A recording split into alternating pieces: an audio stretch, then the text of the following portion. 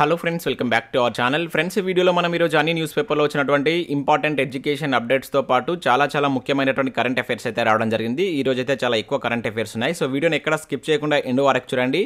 చూసే ప్రతి ఒక్కరు ఖచ్చితంగా లైక్ చేయండి. డైలీ 1 to 2 hours వర్క్ చేసి దాదాపుగా 8 న్యూస్ పేపర్ చదివి ఇన్ఫర్మేషన్ మీకు అందించడం జరుగుతుంది. చాలా మంది ఫాలో అవుతున్నారు కానీ లైక్ చేయట్లేదు. ఖచ్చితంగా లైక్ చేయండి. సో వీడియోకి అయితే నేను 1000 లైక్స్ ఎక్స్పెక్ట్ చేస్తున్నాను. సో ఇది ఎవరికైతే యూజ్ ఉంటుందో వారికి షేర్ చేయండి. అదేవిధంగా సబ్స్క్రైబ్ చేసుకొని చూడండి. రెగ్యులర్గా మీకు జాబ్ అప్డేట్స్ అంతాయి. మన ఛానల్కి సంబంధించిన టెలిగ్రామ్ గ్రూప్లో కూడా జాయిన్ కాండి. సో దాంట్లో కూడా రెగ్యులర్గా జాబ్ అప్డేట్ షేర్ చేస్తున్నాను. మీకు చాలా యూజ్ ఉంటుంది. ఆ గ్రూప్లో కంపల్సరీ జాయిన్ కాండి. ఫ్రెండ్స్, మన ఛానల్ ద్వారా గ్రూప్ 4కి సంబంధించినటువంటి ఆన్లైన్ టెస్ట్ సిరీస్ అనేది మన యాప్లోకి తీసుకురావడం జరిగింది. దీనికి సంబంధించిన ప్రశ్నలు తెలుగు మరియు ఇంగ్లీష్ మీడియంలో అయితే ఉంటాయి. టాపిక్ వైజ్గా 100 టెస్టులు, అదేవిధంగా 5 గ్రాండ్ టెస్టులు అయితే అందుబాటులో ఉన్నాయి.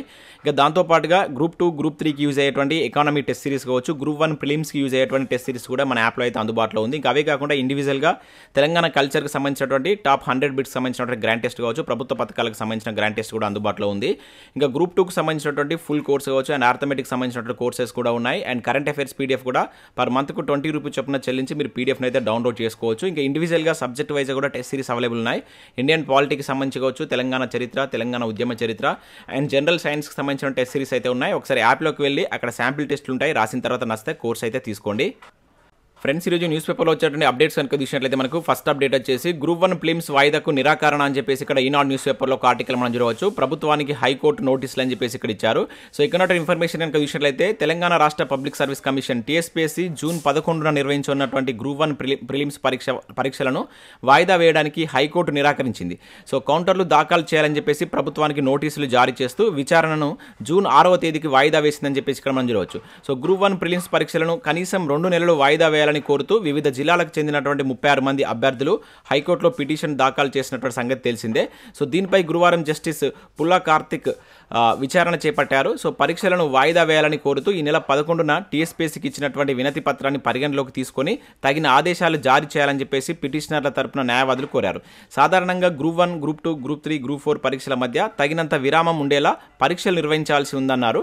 సో TSPSC తరపున అడ్వకేట్ జనరల్ అయినటువంటి బిఎస్ ప్రసాద్, న్యాయవాది ఎం రామ్గోపాలరావులు వాదన వినిపిస్తూ ప్రిలిమ్స్ పరీక్షల తేదీని మార్చి 17న ప్రకటించామని, అంటే సుమారుగా 85 రోజుల గడువు ఉందని నివేదించారు. సో ప్రస్తుతం పిటిషనర్లు అడుగుతున్నటువంటి 2 నెలల కంటే ఎక్కువ సమయం ఉందన్నారు.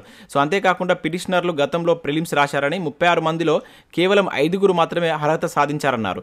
సో గ్రూప్ 4 జూలైలో నిర్వహిస్తున్నామని, దీనికి కూడా తగినంత సమయం ఉందని తెలిపారు. సో గ్రూప్ 1 పరీక్షలకు 3,50,000 మంది దరఖాస్తు చేసిన గతంలో 2,80,000 మంది మాత్రమే హాజరయ్యారన్నారు. అదేవిధంగా గ్రూప్ 4కు 9,51,000 మంది అభ్యర్థులు పరీక్ష రాయబోతున్నారని చెప్పేసి తెలపడం జరిగింది.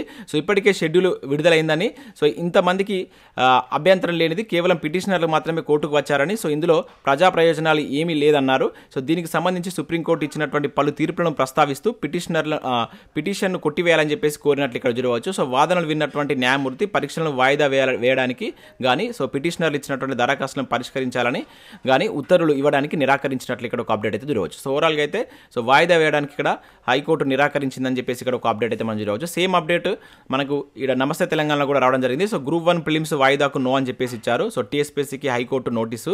సో విచారణ వచ్చే నెల 6కు వాయిదా అని చెప్పేసి కూడా మరొక న్యూస్ పేపర్లో దీనికి సంబంధించిన గ్రూప్ 1 అప్డేట్ చూడవచ్చు. ఇక నెక్స్ట్ ఇక్కడ గురుకులకు సంబంధించిన ఒక అప్డేట్ అయితే రావడం జరిగింది. సో ఆగస్టులో గురుకుల పరీక్షలు అని చెప్పేసి ఇక్కడ ఇచ్చారు. సో రేపటితో ముగియనున్నటువంటి TGT దరఖాస్తు ప్రక్రియ. ఇక అన్ని కేటగిరీలకు పరీక్షల నిర్వహణపై బోర్డు దృష్టి. సో ఇతర పరీక్షలతో క్లాష్ కాకుండా తేదీలు పరిశీలన, త్వరలో ఇతర బోర్డులతో సంప్రదింపులు అని చెప్పేసి ఇక్కడ ఇచ్చారు. సో గురుకుల విద్యా సంస్థల్లో ఉద్యోగాల భర్తీకి సంబంధించి దరఖాస్తుల ప్రక్రియ చివరి దశకైతే చేరింది.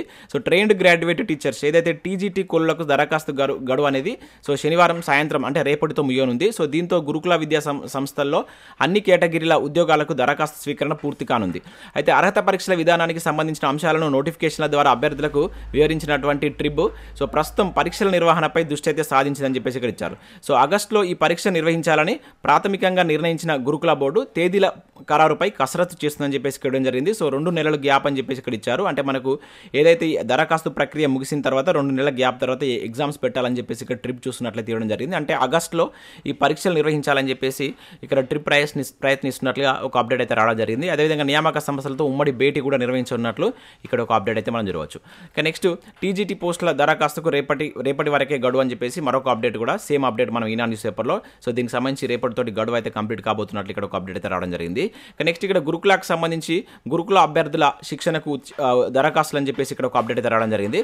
సో గురుకుల ఉపాధ్యాయ అభ్యర్థులకు ఉచిత శిక్షణ దరఖాస్తుల గడువును ఈ నెల 28 వరకు పొడిగించినట్టు బీసీ స్టడీ సర్కిల్ డైరెక్టర్ అయినటువంటి అలోక్ కుమార్ అయితే తెలపడం జరిగింది.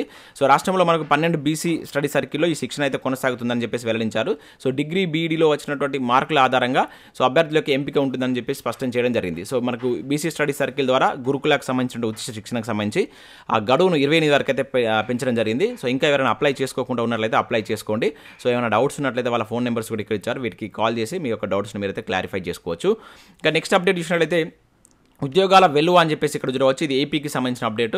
1000 గ్రూప్ 1 గ్రూప్ 2 పోస్టుల భర్తీకి సీఎం గ్రీన్ సిగ్నల్ అని చెప్పేసి ఇక్కడ మనకి ఇవ్వడం జరిగింది. సో గ్రూప్ 1లో 100 పోస్టు, గ్రూప్ 2లో 900 పోస్టులు అని చెప్పేసి ఇక్కడ ఇచ్చారు. సో ఏపీలో గ్రూప్ 1 గ్రూప్ 2 నోటిఫికేషన్ సంబంధించి అక్కడ సీఎం జగన్ గారు గ్రీన్ సిగ్నల్ ఇచ్చినట్లు ఒక అప్డేట్ అయితే మనకు రావడం జరిగింది. మొత్తం 1000 ఉద్యోగాలకు సంబంధించినటువంటి నోటిఫికేషన్ అయితే రాబోతున్నట్లు ఇక్కడ ఒక అప్డేట్ మనం చూడవచ్చు. ఇక నెక్స్ట్ చూసినట్లయితే 42,000 ప్రత్యక్ష ఉద్యోగాలు అని చెప్పేసి ఒక అప్డేట్ చూడవచ్చు. సో యూకే అమెరికాలో ముగిసినటువంటి కేటీఆర్ పర్యటన.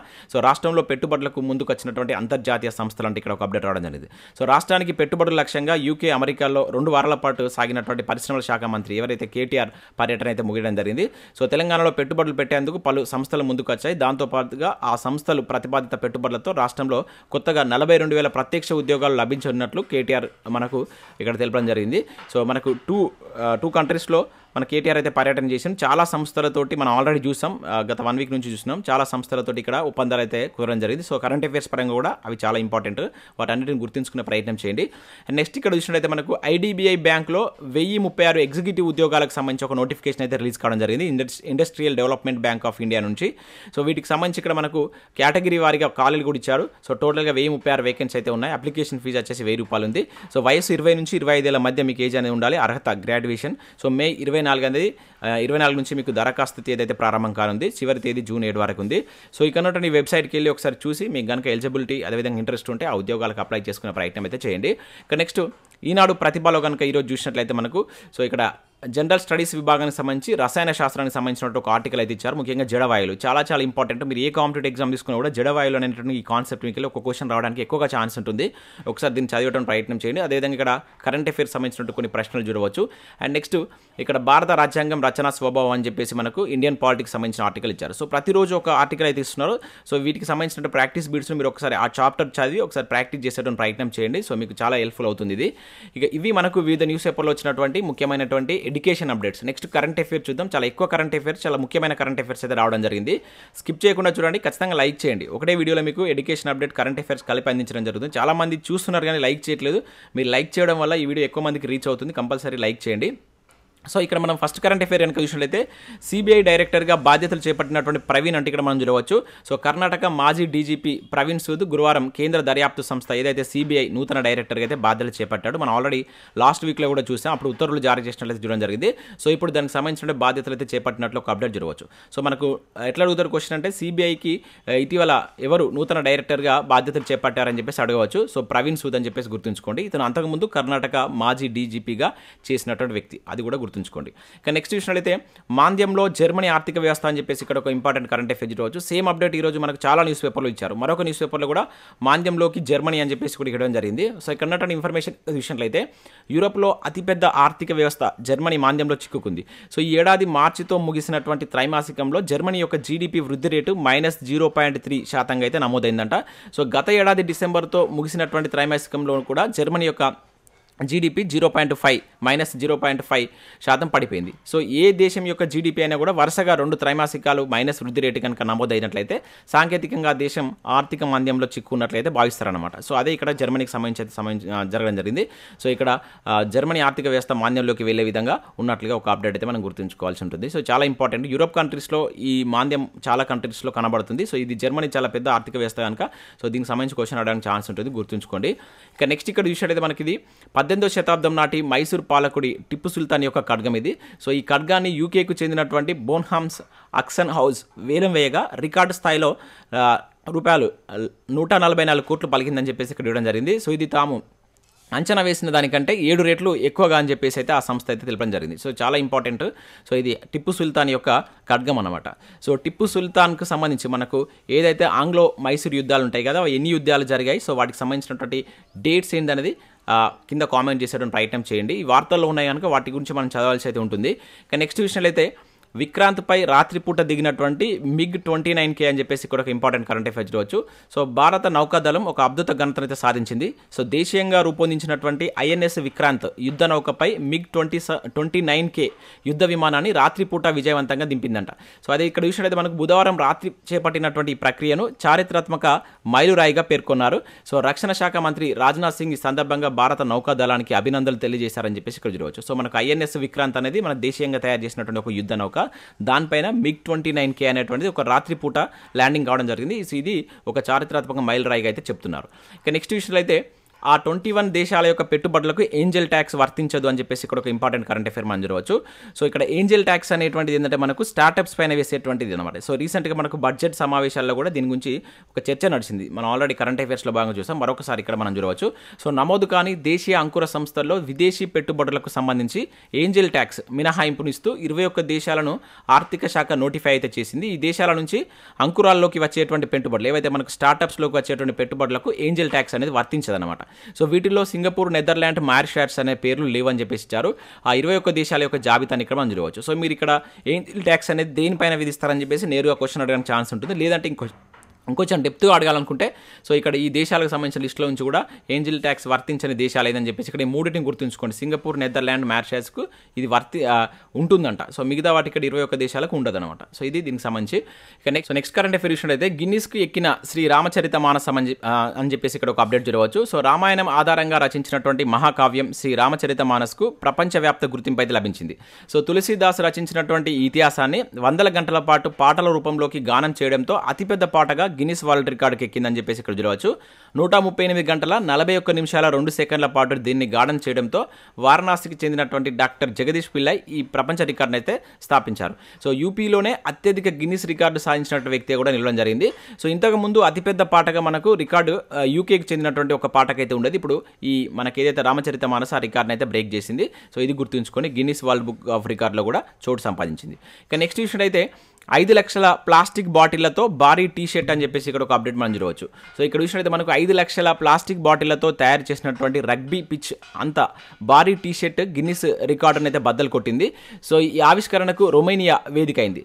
సో రీసైక్లింగ్ను ప్రోత్సహించేందుకు గాను ఈ టీ షర్ట్ను అసోసియేటియా 11E అదేవిధంగా కాఫ్లాండ్ రొమేనియా, అదేవిధంగా ఫెడరేషన్ రొమేనియా సంస్థలు సంయుక్తంగా రూపొందించాయి. సో టీ షర్ట్ పై రొమేనియా రగ్బీ టీమ్ జెర్సీపై ఉండేటువంటి జాతీయ జెండాను అయితే ముద్రించారు. సో గిన్నిస్ వరల్డ్ రికార్డు ప్రకారం ఈ టీ షర్ట్ వచ్చేసి 108.96 సెంటీమీటర్ల పొడవు, అదేవిధంగా 73.48 మీటర్ల వెడల్పు ఉందని చెప్పేసి ఇక్కడ ఒక అప్డేట్ అయితే చూడవచ్చు. సో ఇది గిన్నిస్ రికార్డును కూడా సాధించడం జరిగిందనమాట. ఇంకా నెక్స్ట్ విషయంలో అయితే 29న ప్రయోగానికి తుది ఏర్పాట్లు అని చెప్పేసి ఇక్కడ మనం ఒక అప్డేట్ చూడవచ్చు. సో ఇక్కడ GSLV F12 తర్వాత అన్ని ప్రతిష్టాత్మక ప్రయోగాలే. సో ఇక్కడ చూసినట్లయితే మనకు భారత అంతరిక్ష పరిశోధన సంస్థ GSLV F12 రాకెట్ ప్రయోగానికి అయితే తుది ఏర్పాట్లు అయితే పూర్తి చేసిందని చెప్పేసి ఇక్కడ చూడవచ్చు.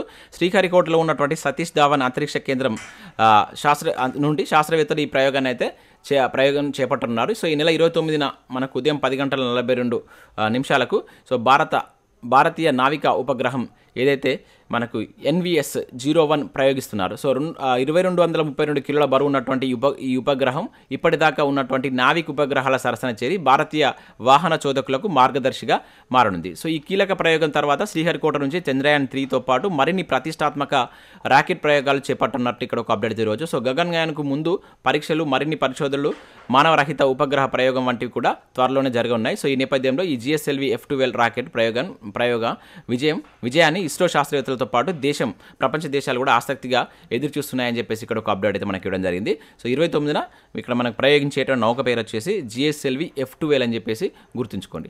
ఇక నెక్స్ట్ విషయంలో అయితే ప్రపంచంలోనే అతిపెద్ద హైవే అని చెప్పేసి ఇక్కడ చూడవచ్చు. దీనిపై ప్రయాణిస్తూ 14 దేశాలను చుట్టేయవచ్చు అని చెప్పేసి ఒక అప్డేట్ ఇక్కడ రావడం జరిగింది. సో మనకి ఇక్కడ చూసినట్లయితే సో ప్రపంచంలోనే అతిపెద్ద హైవేగా మనకు ఉత్తర అమెరికా దక్షిణ అమెరికాలను కలిపేటువంటి పాన్ అమెరికా హైవే ప్రపంచంలోనే అతిపెద్ద రహదారిగా అయితే ఇక్కడ చూడవచ్చు. సో అలాస్కాలో మొదలై అర్జెంటీనా వరకు ఉంటుందంట. ఇది అలాస్కాలో మొదలై అర్జెంటీనా వరకు ఉంటుంది. ఈ రహదారి కొనసాగుతుందట. సో 2 మహాద్వీపాలను అనుసంధానించేటువంటి ఈ సింగిల్ రూట్ నిర్మాణానికి 1923లో తొలి అడుగైతే పడింది. సో ఈ హైవేను మొత్తం 14 దేశాలు సంయుక్తంగా అయితే నిర్మిస్తున్నాయి. కాగా ఈ రహదారిలో 110 కిలోమీటర్ల ఒక భాగం నిర్మాణానికి ఇప్పటికి కూడా పూర్తి కాలేదంట. సో ఈ భాగాన్ని డారియన్ గ్యాప్ అని చెప్పేసి అంటారంట. సో ఇది గుర్తుంచుకోండి. ఇది పనామా కొలంబియా మధ్య అయితే ఉందంట ఆ గ్యాప్ అనేటువంటిది. సో ఇక్కడ మనం ముఖ్యంగా గుర్తుంచుకోవాల్సిందంటే అతిపెద్ద హైవే అనేది ఏ 2 ఖండాల మధ్య ఉందంటే ఉత్తర అమెరికా దక్షిణ అమెరికాలను కలిపేటువంటి పాన్ అమెరికా హైవే అని చెప్పేసి గుర్తుంచుకోండి. ఎన్ని దేశాలను కలుపుతుందంటే 14 దేశాలను సంయుక్తంగా కలిపి నిర్మిస్తున్నాయి. అండ్ ఇక్కడ మన దేశానికి సంబంధించి కూడా ఇక్కడ ఇచ్చారు. మన దేశంలో అతిపెద్ద రోడ్డు విషయానికి వచ్చినట్లయితే అది నేషనల్ హైవే 44 అవుతుంది. అది 3745 కిలోమీటర్ల దూరం కలిగి ఉంటుంది. సో కన్యాకుమారితో మొదలైతే అది మనకు శ్రీనగర్ వరకు ఈ విధంగా అయితే మన దేశంలో అతిపెద్ద హైవేను NH44 అని చెప్పేసి గుర్తుంచుకోండి. ఇంపార్టెంట్, అట్లా కూడా మనకు అడగడానికి ఛాన్స్ ఉంటుంది. నెక్స్ట్ సరికొత్త క్షిపణిని ఆవిష్కరించినటువంటి ఇరాన్ అని చెప్పేసి ఇక్కడ ఒక కరెంట్ అఫైర్ చూడవచ్చు. సో ఇరాన్ గురువారం తన సరికొత్త బాలిస్టిక్ క్షిపణిని అయితే ఆవిష్కరించింది. ద్రవ ఇంధనంతో నడిచేటువంటి ఇక్కడ ఖుర్రం షహర్ క్షిపణి. సో ఇది ఆధునిక వెర్షన్ అని చెప్పేసి పేర్కొంది. తన అణు కార్యక్రమాలపై పశ్చిమ దేశాలతో ఉద్రిక్తతలు నెలకొన్నటువంటి తరుణంలో ఇరాన్ చేపట్టినటువంటి తాజా చర్య ప్రాధాన్యత సంతరించుకుందని చెప్పేసి ఇక్కడ మనం ఒక అప్డేట్ అని చూడవచ్చు. సో ఇక్కడ ఎట్లా అడుగుతారు, ఇటీవల వార్తలు ఇచ్చినటువంటి ఖర్రం షహర్ అనేటువంటి క్షిపణి ఏ దేశానికి సంబంధించి అని చెప్పేసి అడగవచ్చు. సో ఇరాన్ అని చెప్పేసి గుర్తుంచుకోండి. సో ఇవి మనకు వివిధ న్యూస్ పేపర్లో వచ్చినటువంటి ముఖ్యమైనటువంటి ఎడ్యుకేషన్ అప్డేట్స్, అదేవిధంగా కరెంట్ అఫైర్స్. సో వీడియో నచ్చినట్లయితే లైక్ చేసి మీ మిత్రులకైతే షేర్ చేయండి. సో మన టెలిగ్రామ్ గ్రూప్లో అయితే జాయిన్ కాండి. చాలామంది ఎట్లా జాయిన్ కావాలని చెప్పేసి అడుగుతున్నారు. మీకు కింద ఇచ్చినటువంటి లింక్ ద్వారా కనుక ఓపెన్ కాకపోతే మీ యొక్క టెలిగ్రామ్ యాప్లో సెర్చ్ చేయండి SJTutorial అఫీషియల్ అని చెప్పేసి ఈ విధంగా సెర్చ్ చేస్తే మీకు లోగో వస్తుంది ఇట్లా. సో దీన్ని కన్ఫర్మ్ చేసుకొని మీరు జాయిన్ కానీ అండ్ యాప్ను డౌన్లోడ్ చేసుకొని చాలా కొత్త టెస్ట్ సిరీస్ అయితే తీసుకురావడం జరిగింది. సో మీకు రాబోయేటువంటి అన్ని పోటీ పరీక్షలు యూజ్ అయ్యేటువంటి కంటెంట్ కూడా దానిలో ఉంది. ఒకసారి అయితే చెక్ చేయండి. So thanks for watching. Thank you ఎవరు.